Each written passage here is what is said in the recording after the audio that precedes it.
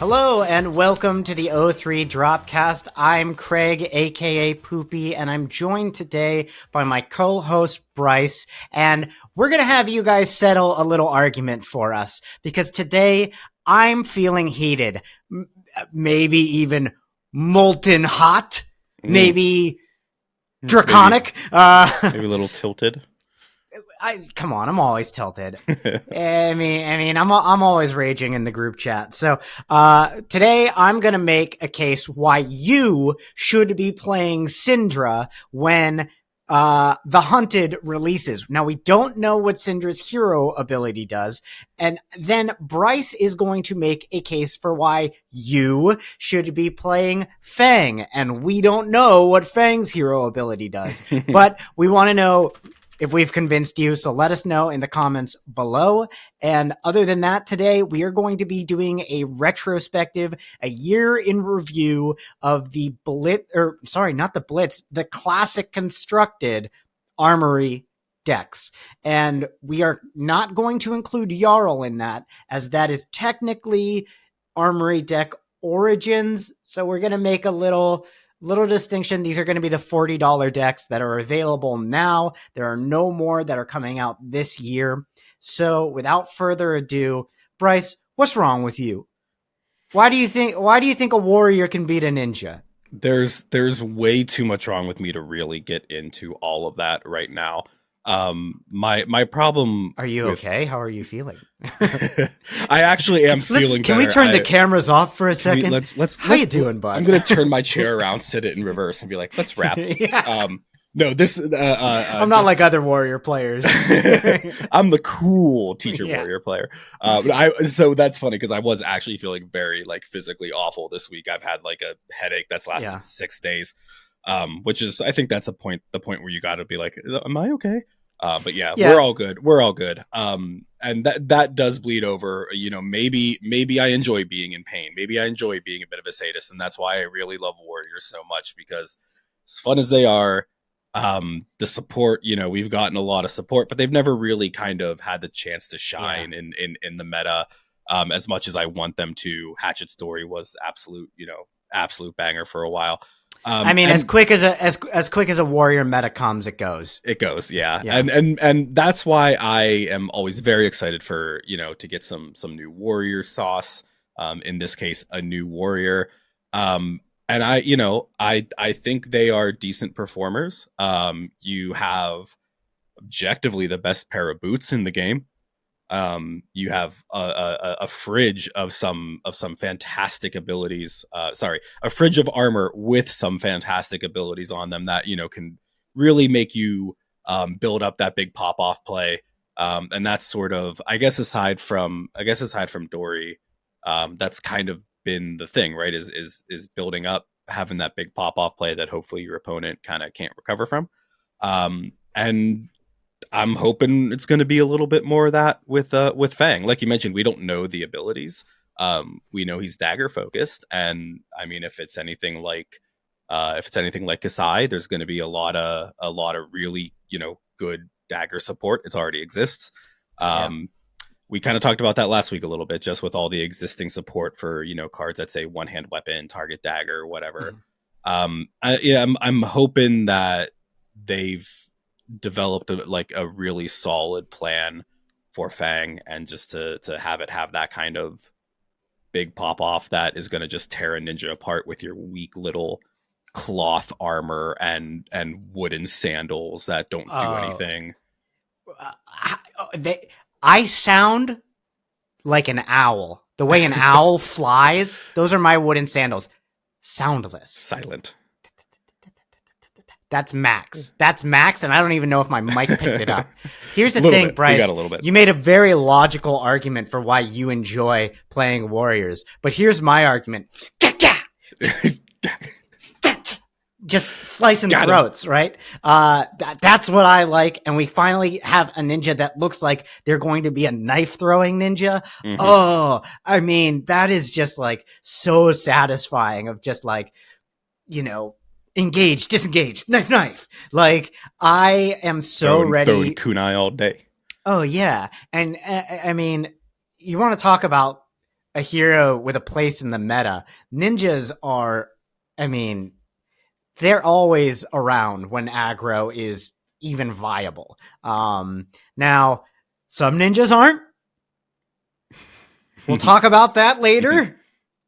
We'll get Mr. Carroll on the podcast, and I will have some words with him. Even what have though you done to my boy? I know he's a Katsu lover. I know they like Katsu over there at LSS, but it doesn't show. But okay, I think that like the reason to play a ninja class, the ninja class in Flesh and Blood, is that you are always in the fight. And even when you take these, like a lot of times, like, yeah, you do have less armor, right? You don't have as good of defenses in most builds, but you're still able to eke out value in ways that at times seems like, oh my God, I just took 12 to the face and now I'm only allowed to do one action. And here I go, I send 4. But then your next hand, you're like, oh, well, this is 30. And that to me makes my little brain very happy. We don't know that serotonin receptors going on. We don't know that we're going to get any sort of combo in this set. We don't know that Syndra's going to care about that, but we do get the vibe that she's going to care about daggers. And if there's anything I love in Flesh and Blood, it's when bad cards become great. And Outsiders is full of bad dagger-based cards that you didn't even know were ninja. I'm talking about Knives Out. I'm talking about Bleed Out.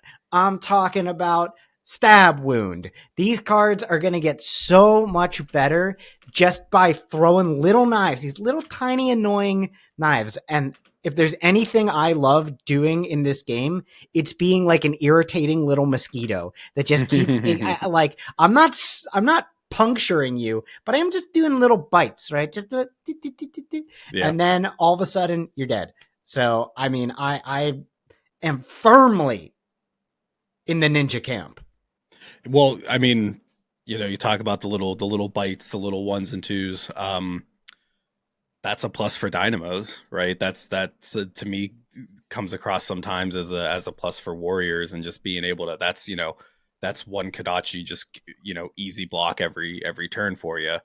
But it becomes overwhelming. On the other hand, it's you have all your 3 blocks.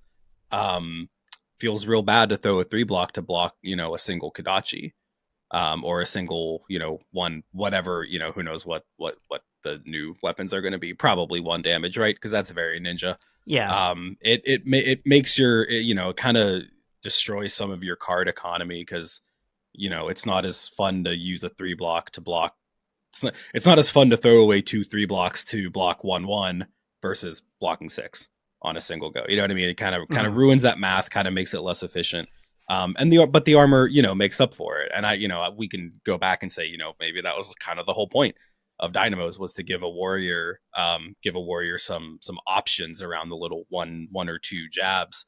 But it's ninjas play in, the reaction sometimes too. But I mean, I think that's one of the more entertaining things about warrior is you can also make the argument. I think one of the downfalls is like once you're going against an experienced player and they know those patterns, they know the reactions that are available. Most of them are 0 or 1 cost. They're going to pump for 3. If you see a floating and you're short 3 block, you can probably assume there's going to be some kind of reaction over top of it. It still keeps them guessing though. You know what I mean? That becomes more fun when you're near the end, and you're kind of playing those tricks of I think some of the most satisfying plays in Flesh and Blood that I've had are when like an opponent is going to grossly overblock and I just don't have the reaction, and that's value out of it either way because now they're throwing away cards for damage I wasn't going to throw anyway. I think that trick and that combat trick and that reaction is why I really like playing Warrior so much. That's something I totally respect and understand. As a ninja player, I like when my on hits have effects, however. Yep. So, yeah, I'm only pumping 1 in reactions. If that doesn't matter, I'm drawing 3 cards. That's right. There's a couple ways to do it. One of them's in Phi if you have 3 Phoenix Flames, which you won't. The other one is... But if you did. But if you did, you could. The other one is a whelming gust wave with an ancestral empowerment and a mask of momentum trigger. That feels too good. So how anyone could say they don't want to be in this camp where we get to draw cards and do on hits, I'll never understand. Ninja till I die. There is a lack of some on hits with a lot of the Warriors stuff. Dory was better with the on hits. Kasai, not as much. Gold. I mean, yeah, like making the gold and making the copper is part of your plan. And you know what? That's again, especially for, again, circling back to the not more of a problem for less experienced players. I remember playing against people with Kasai and they're like, oh, you're made a copper off of your hit, whatever, who cares? And then now all of a sudden it's like, yeah, just like, you know, like pop the blood on your, oh, you wish I wouldn't have made those coppers earlier. But yeah, the on hits for ninjas definitely have a more immediate effect. Oh boy. And sometimes some pretty devastating, you know, immediate effects, but it's the build up you gotta look out for when you're talking about Warriors. Well, it seems we'll never agree. Womp womp. Okay. Let us know what you're more excited for in the comments. Are you more excited to be a royal ninja or a royal warrior? And of course, draconic. I didn't forget it. I just chose not to say it. No, you forgot it. No, I didn't. So if you're a royal and you wear crown, are you like double royal? You a royale with cheese? You're a quarter pounder? Is that's what you're getting at? You're a quarter pounder? Yeah, exactly. You die twice if regicide hits you. In the game and in real life. That's always been the rule. If you die in the game, you die in real life. So let's talk about our main topic today, which is going to be Armory decks. This is our first year of having Armory decks. I remember very vividly when the KO deck came out, what the community sentiment was and what the general vibe at the time was, which was that KO's too powerful and now he's got an Armory deck and oh my god, he's got Savage Sash now and he's going to be too strong. He's already on a speed run to LL. Well, here we are and he has not LL'd. Frankly, I don't think I would have expected that in January. I would have said, yeah, he'll be gone by November. Especially based off the early Armory action, you know, like it didn't really hit any level or what do you call them, tier 3 or above events yet. So like nothing that, you know, he hadn't even had any events that could give LL points and people were already kind of worried about it and, you know, getting real overrepresented at Armories and stuff. But and I mean, ProQuest in, well, I guess it would be, yeah, there's ProQuest and Road to Nationals. Yeah, that was like what, probably like a month and a half, 2 months after the deck actually came out, though. I think one of those was at least before, and he was on a tear, right? And when this deck came out, there's a couple cards I want to highlight that I thought, oh god, this deck is not going to be very good. And Armory decks are going to be just a bunch of commons and rares, and they're not going to be that great. And I think that I was not very charitable in that belief. And some of those cards are Battlefront Bastion Blue, Humble, and Rally the Rearguard, as well as Wreak Havoc. And at first, I thought that this looked like, okay, we're playing Humble and we're playing Wreak Havoc. These just feel not necessarily Humble, but Wreak Havoc is budget CNC. Mm-hmm. It's CNC at home. And I was worried that we were going to continue to see cards getting printed at the generic level that wouldn't actually be able to contend at an Armory. Not just that these cards don't hold a lot of financial value, but that if you go to an Armory with them, they would not be able to go toe to toe with the other decks. And I think I'm happy to say I was wrong with that. I think Humble, more than Wreck Havoc, does a great job in this list.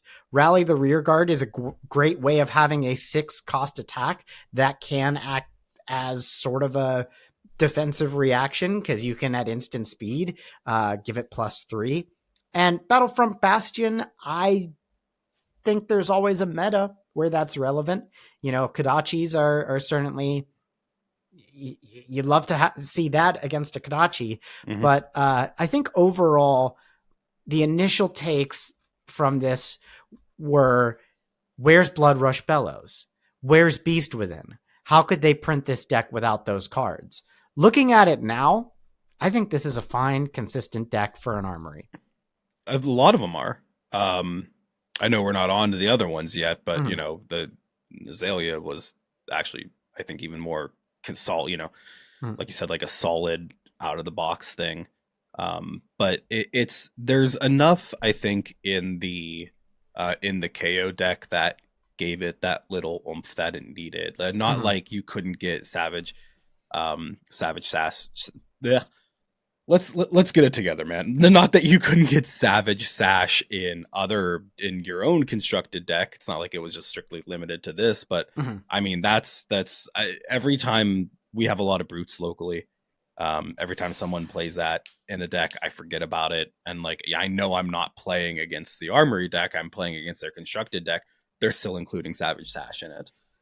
Beaten trackers are pretty freaking good for the big Blood Rush turns and stuff. A lot of the armor that I think that will probably hold true through a lot of these is that the armor is kind of the stars of these Armory decks, because stuff that wasn't printed before came in, just enabling a lot of the stuff. Yeah, I agree. Wreck Havoc is kind of a I guess Humble is sort of another CNC we have at home. Yeah, there's 6 2-blocks with an on-hit that is sometimes relevant and sometimes not. But there's more of that going on in just the main sets, aside from these Armory. Now, I know Wreck Havoc wasn't, Humble wasn't. None of these generics were revealed in the Armory decks, were they? That Wreck Havoc was Outsiders. Yeah, no, these are all from other sets. Battlefront Bastion is actually from Mistveil. Humble's Outsiders, Wreck Havoc's Outsiders. Humble's Outsiders. Rally the Rear Guard, I believe, is Monarch. So the only new cards we had in this were Strength Rules All and Run Roughshod in the deck. And that's Run Roughshod is the blue that says, play this only if you've discarded a card with 6 or more power this turn, but it costs 1 is the upside, and it blocks for 3. It also attacks for 5. That card has definitely seen play in decks. I have seen that many times in both this and Rhinar. And Strength Rules All, this is where I would get to my another point I have. This initial deck, this first deck, I think missed the mark on Majestics in the deck, because I feel that Strength Rules All is a very good card that I could see printed at rare. Savage Beatdown is the other card. And you can get play off of Savage Beatdown if you've discarded an Agile Windup or a Mighty Windup, but this deck isn't including the yellows, and I don't think that it necessarily needed something like Clash of Agility. If you instead have yellow Agile Windup, you can get this to be played more often, but I do think this is a difficult card to play that I feel maybe this is a card that I never run more of one of in my brute decks personally, because of the difficult conditions that need to be met. And I think that in conjunction with these cards that we look at and we go, this is just a budget version of something else. This wouldn't be able to play at an Armory if you're playing Wreck Havoc instead of CNC. I think we overestimate the power of just cards and value compared to what a player's experience is and how they are at utilizing those cards. Like monetary value, you mean? No, I think we place too much value on CNC is a 3-block 6, Oh, whereas I Wreck see what you mean. Havoc Okay, is a 2-block 6. And gotcha. yes, the text is slightly different as well. CNC will destroy any card. Wreck Havoc just destroys defense reactions. But I think that in the hands of a new player, it's not that big of a difference. Hmm. You are still playing it in a way of like, oh, this card is going to get around a defense reaction. Yeah. They've been playing defense reactions. I need to make sure that I time this well. I've got to make sure I have a might set up and have this at the right time. I think they're still getting the experience that they should be as a new to an Armory CC player. And that's the point, right? Like that's kind of the target audience for these. And I've gone back and forth on this a lot where, yeah, target audience are people who want to jump right into the game and have something that is at least viable. Yeah, Mm-hmm. at least something that's not just like commons that their friends gave them. Mm-hmm. Um, and it does that. I mean, it does serve that purpose, but then you also look at it and it's like, well, everybody has to, and everybody's going to buy them anyway because there are cards exclusive to them. Sure. Not being able to get those cards through any other means, even if you don't want to play the rest of the deck, you got to spend the $40 anyway. But you're looking at in here, you have one, two, three, four, five, six. There's a number of things that you're going to get use out of, like I said, with the armor. You're going to be playing those anyway. The value in the end, the value is not there. Knucklehead, it is, but well, not Knucklehead, yeah. but Savage. It's still first, it's like, still Savage 2-block and, temper. yeah. I mean, that's still good. Like it What's the might you ability might on not. that again? It Your destroys it. You bases. roll a 6-sided die, and that becomes your intellect until next turn. So Oh, it okay. has a pretty strong downside. Yeah. But I think overall that this deck was, I'm going to say, not the best start to the Armory deck line, but better than I thought it was at the time. Yeah. I also just noticed I kind of like I don't play a lot of Brute, Mhm. and I was, trying to keep up with what you're saying about Savage Beatdown. I forgot that was like you have to have discarded a card with 6 already to even play it. Yeah. And then you have to discard another card with 6 or more. So it's like you gotta. I mean, there's nothing that misses in this deck though, right? The lowest thing is a 5. Yes, but you still have to basically keep a 5-card hand if you have any chance of doing that, Well, unless right, you because have it Agile costs Winds Up, because 3. it still has a cost. Yeah. And like, what are you playing that has a 0 cost that discards a 6, and then pitch for this and discard a 6? So it's very difficult to get this to line up well. Yeah, you have to shape your hand like perfectly to be able to actually get that to work. Honestly, if you have a 4-card hand, a blue, a wind up, and this, you can send it. You'll be fine. But it's still like without one of the wind ups, I think this card is I don't like this card in the inclusion of the deck, but I think overall, as an introduction to this product, it was a fair include. And I think that as we go, the next deck being Bolton, I think we found a much better include in the new cards. Going into Bolton, we only have one new card in the actual deck, and that is Saving Grace, but we have new equipment in every slot. So this on its face, you might look and go, well, if this is all just, cards from Monarch, is there any value? What's the value in this? The value in this to me is that this is as close to an actual Bolton deck as experienced players think of it as you're going to get in a pre-constructed deck. This is, just to a T, yeah, that's Bolton doing what Bolton does. There's a few cards. The bannerets could have been switched out for some more relevant bannerets, but this has Lumina, it has Vanguard, it has your Bolt of Courages. It's got everything Bolton needs. And there's a lot of paths they could have gone down with Bolton. They could have pushed a hatchet build. You know, they could have made a list that has a sideboard plan for sabers. But I think what they did with this list was really what I wanted them to do. Equipment that charges, Raiden, and they added one great D react that, to me, absolutely changes Bolton's kit with asynchronous charging. So they added, let's see, a total of 7 cards, right? The equipment and then those defense reactions, and all 7 of them charge on your opponent's turn.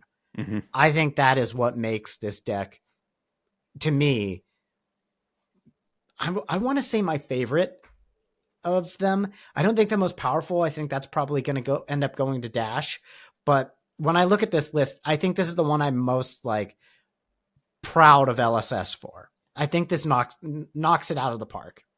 Yeah, the you know, like you said, the synergy and the completeness of it, and including Lumina and via the Vanguard and all the staples you would expect to see in a good Bolton deck. The bannerets, I don't know. So like when you charge a hero soul, the next these bannerets aren't good. Yeah, that's not the you don't really have much that you're like using resources for other than Take Flight and Battlefield Blitz. Oh, you have Resounding Courage and Valiant Thrust as well, and via the Vanguard.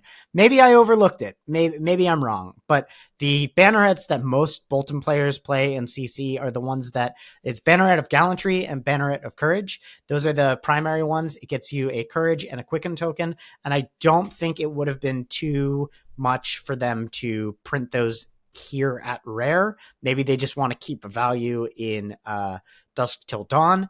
Or, you know, maybe there's another reason, but I think this deck is really doing exactly what I want out of a Bolton deck with very clear paths to upgrading it.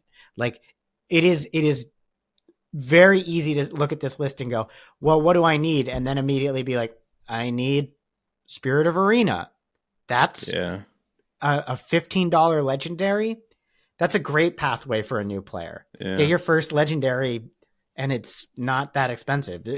My first legendary, I paid $60 for. It was Mask of Momentum. Getting your first one for $15 is great. So I think this is also just beautiful. Yeah. I just love Bolton. I love looking at them. I guess Resilience does kind of play into the cards that charge defensively. To get you a little bit of extra block, but for a while this card was just like unplayable.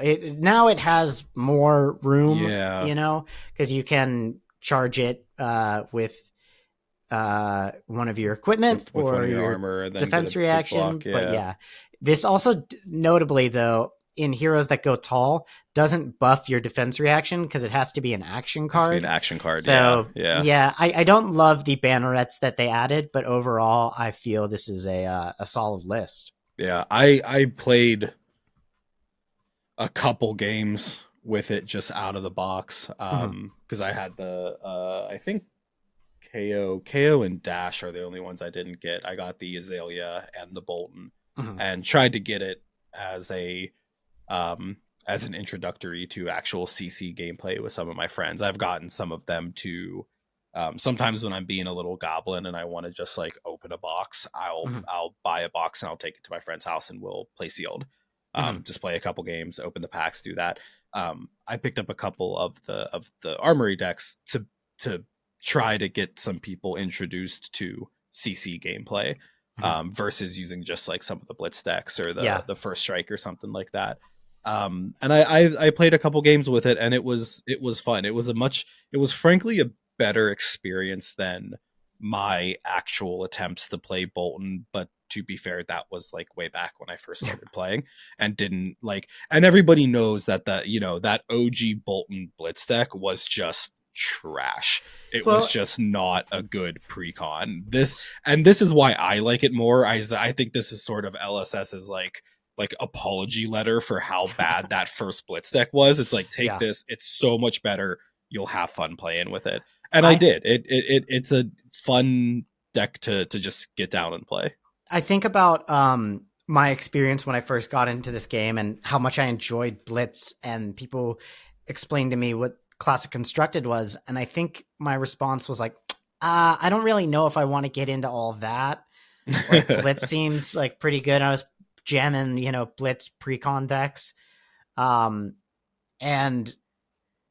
I don't think that would have lasted the way that I feel that you could play this deck without upgrading it and bring it to every armory and be like, yeah, no, this is still good. Like, this is fun. I like this. I Yeah. think I would have very quickly in Blitz been like, why does everyone else keep winning and doing it so quickly? Like, I think that in comparison to Blitz pre-constructed decks, at this point, just looking at these first two decks, I think it is undeniable that you are in for a better long-term play experience than Just you diving right are into CC. with a Yeah. Blitz pre-constructed deck. You are better off with an Armory deck. Yeah.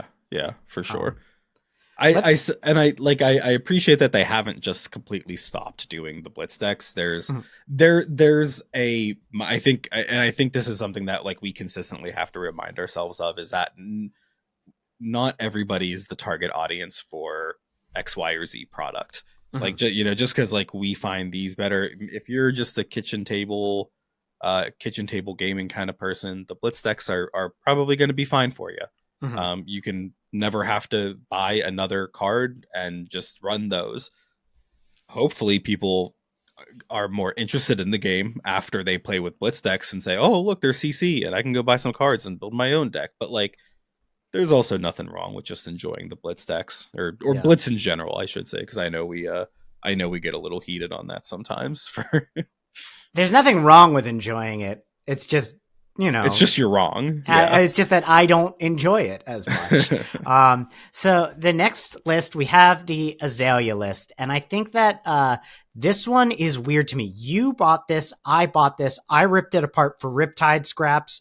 Have you played with this in its entirety? A little bit. Like I said, it's one of the ones that I have that is made to just like sit down and teach people playing against the Bolton deck. And I'll admit that's maybe not the best matchup to say like, let's take these two very, very, very different play style things and put them against each other. Mhm. From a teaching perspective, I think it helps if like you're both playing a warrior or something, because you're both going to be dealing with similar mechanics and it's easier to help.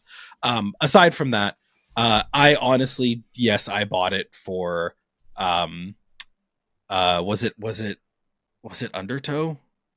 No, it wasn't Undertow. What was the one that everybody like needed for Stone Rain and Line It Up. Stone Rain? Those were the new cards in this list. Stone Rain, Line It Up, and then we have Flight Path, Hidden Agenda, Sharpshooters, and Target Totalizer, which are the equipments.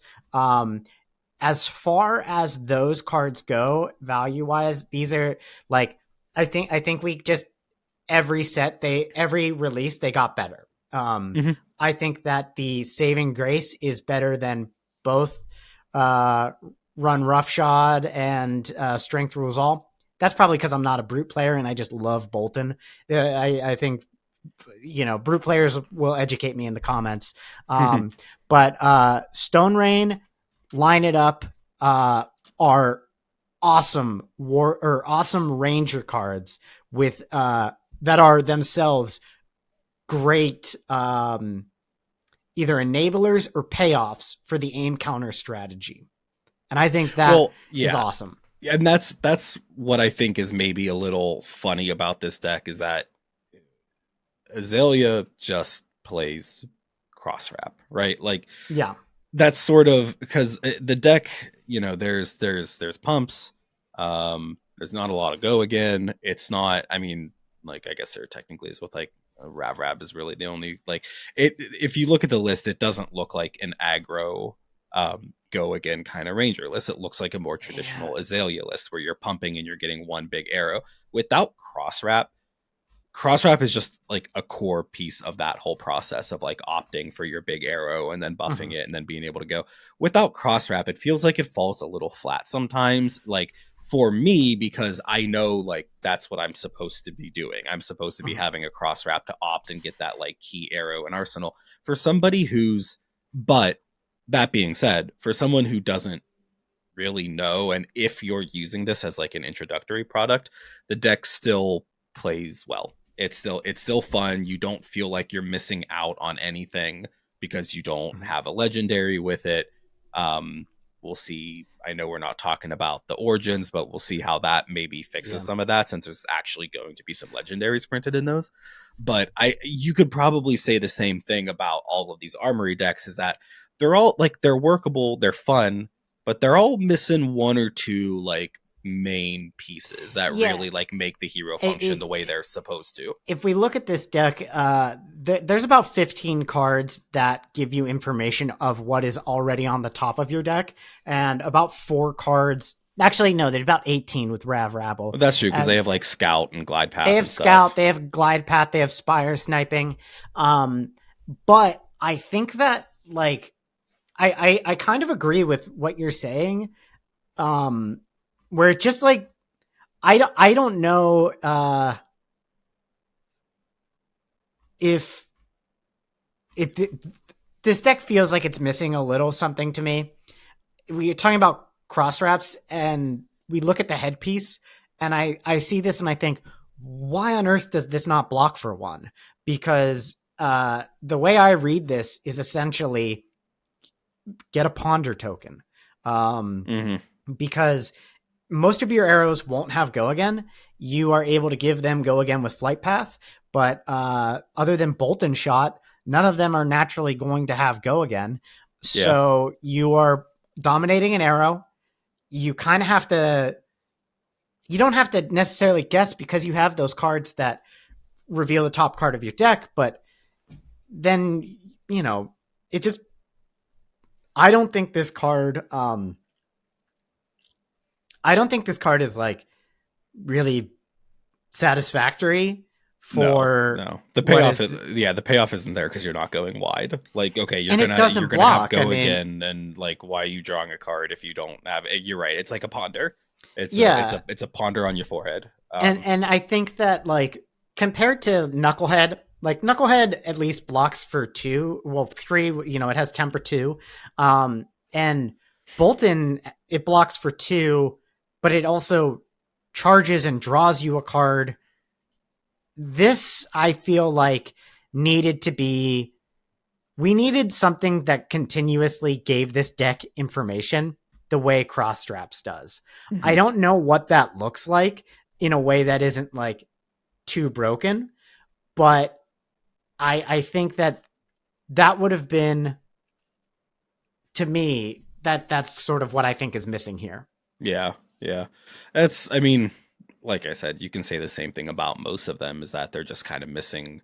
But then if you made them, if you put everything you needed in there, there wouldn't be any motivation to go buy more cards for it. Yeah, I guess you do need a path forward into the game. And armor is a very choice way to give people a path with that. Like you said, with, you know, it's not as well planned out as like arenas or whatever, because the L's and the armor slots are gonna be more expensive, and that might be an unfortunate side effect, is that like the biggest upgrade path is going to be those armor slots, because you don't want new players looking at it. There's, you know, if you keep an eye on the subreddit at all, there's still occasionally a couple posts a week about people being like, oh my gosh, I can't believe I have to pay like $110 for this card for one piece of armor. Makes sense. That's, yeah, I mean, you know, it's TCGs ain't cheap. That's kind of a part of it. But you want to maybe allow these decks to be something that makes people forget about that, because you don't necessarily have to spend $110 on like an armor or something for them. But the more I look at this, the more I say, like, I don't like Hidden Agenda, the chest piece. Instant, turn a face down arrow in your arsenal face up, gain a resource at the beginning of your end phase, destroy this. That's amazing in Lexi, I bet. Probably. But in Azalea, like, this is another example where I just go, like, first of all, and we didn't mention this, would have been nice if they gave us 3 red in the ledgers. They didn't. That's fine. Okay. But Yeah. Flight Path, Totalizer, Hidden Agenda, Sharpshooters, of these cards, the only one I am using outside of this deck is Sharpshooters. Yeah. And I think that a big reason for that is the chest and the head don't block.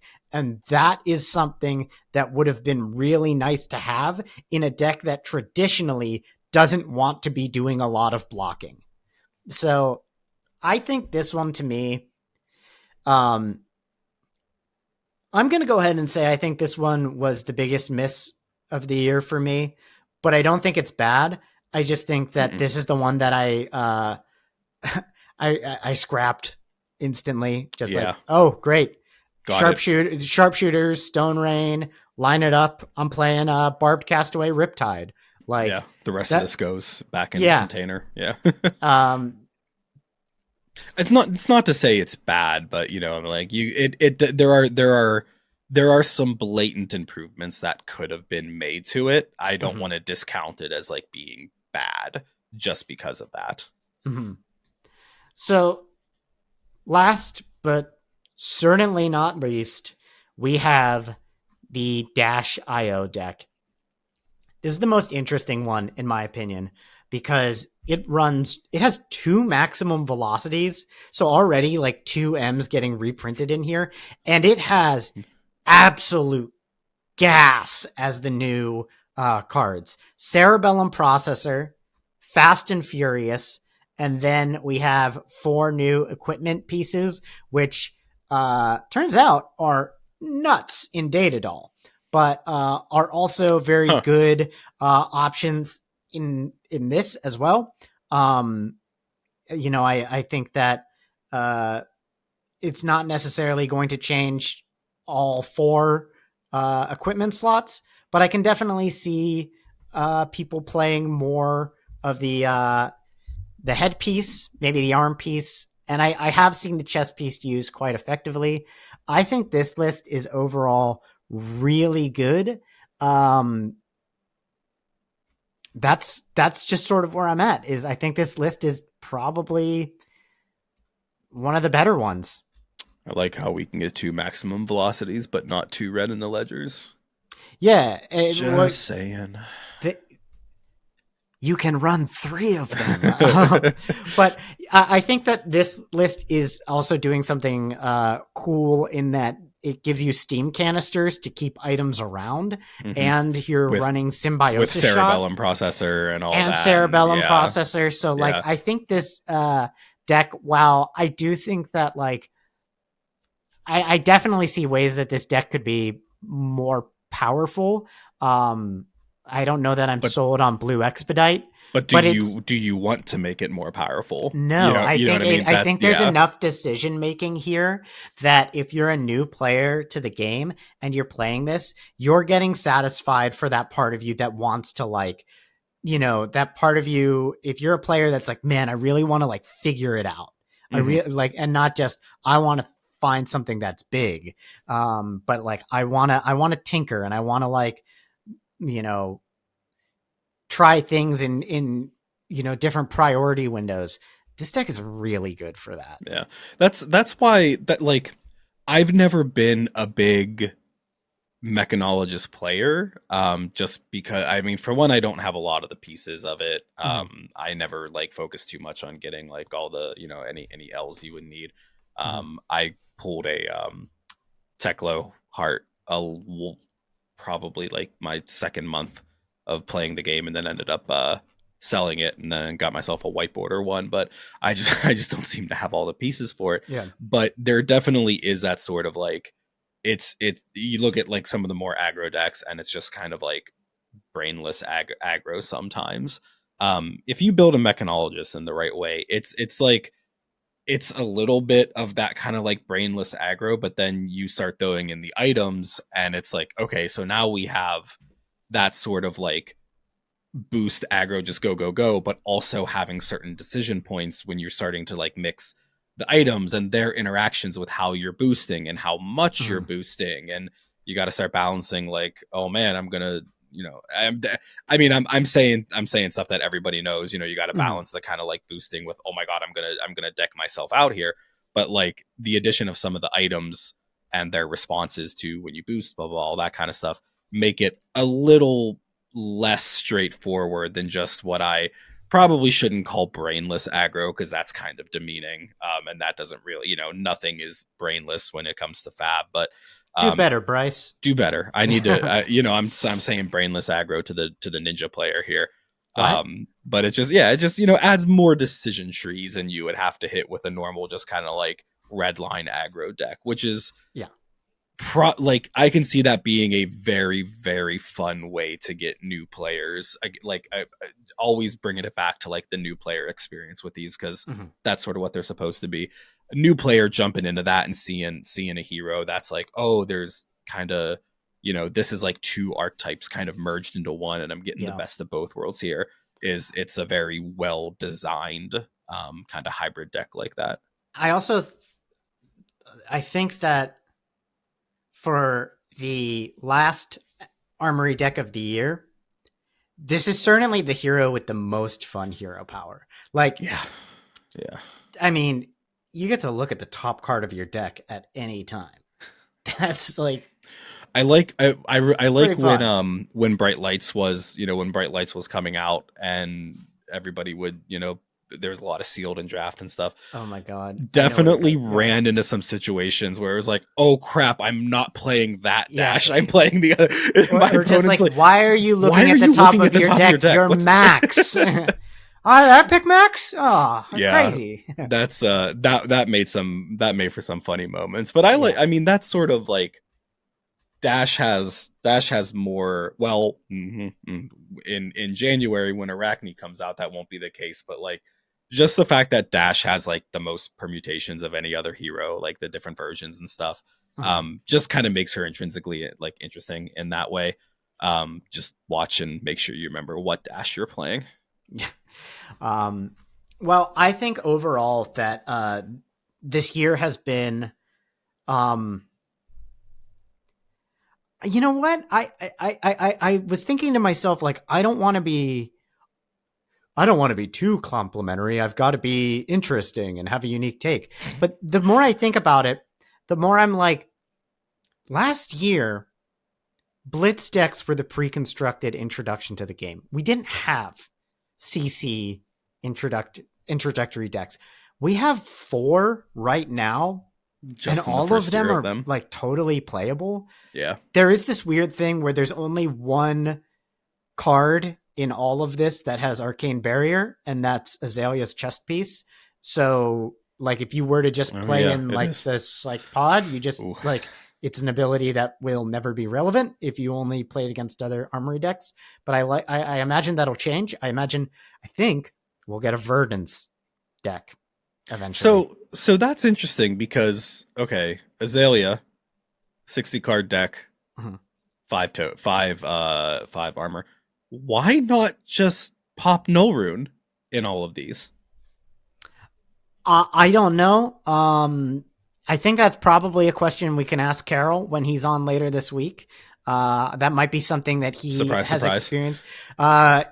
It is posted on Blue Sky. Okay, I wasn't. Yeah. I was like, did we actually announce that yet, or is that the Yeah, first time everybody knows? Okay. we announced it. We're very excited. But yeah, I I mean, like, yeah, that's not really like used yet in this, but it's gonna be relevant. Like, as if you show up at an armory, like you're going to need Arcane Barrier 1. Like, Yeah. I show can up. also I can also see, the Null Rune pieces are, worth a penny. You Yeah. could get them Oh, on. I'm sure because there is legal deck construction. There is room to put a couple Null Rune in these things, yeah. right? Because These decks do not include sideboards. yeah. So like if you're gonna take one of these, the Armory, just ask the shop if they have any spare Null Rune, or hell, proxy a Null Rune. It's Armory. I don't care.